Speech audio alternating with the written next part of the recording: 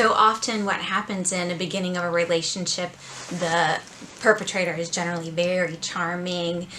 likes to give them things, likes to dote on them quite a bit, and they start to feel very special and that this person really cares about them, and then they become very loyal to that person, very devoted to that person. And then things start to change, and all of a sudden they say, well, why don't we just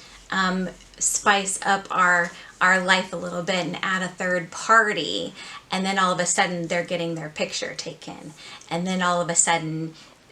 now the person is now threatening to use that picture against them, and now they're in debt, and now they don't know how to seek help because they've exposed themselves completely to this person who very generously was very kind to them in the beginning, but really just swooned them to get them hooked. And then once they are hooked, they're involved in the situation. Also, many of them have substance abuse issues, and they target those women who are vulnerable to substances, and they use the substances against them. They get them hooked on drugs, they get them in debt, and then they have to pay their debts by any means necessary, or by threat of force then too. If they don't do what they're supposed to do and pay their debt sexually, then they're going to get hit.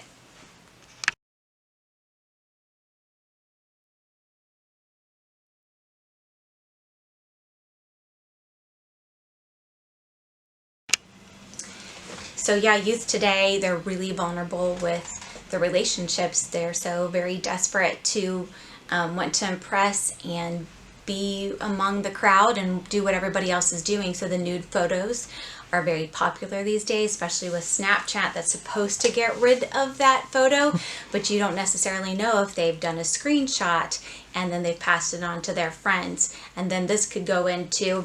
sort of a blackmail situation, and now the child now feels very vulnerable to anything that might be coming up next or anything that they want them to do, because they now have a photo of them and they feel that shame, and so they don't feel like they can reach out to their parents.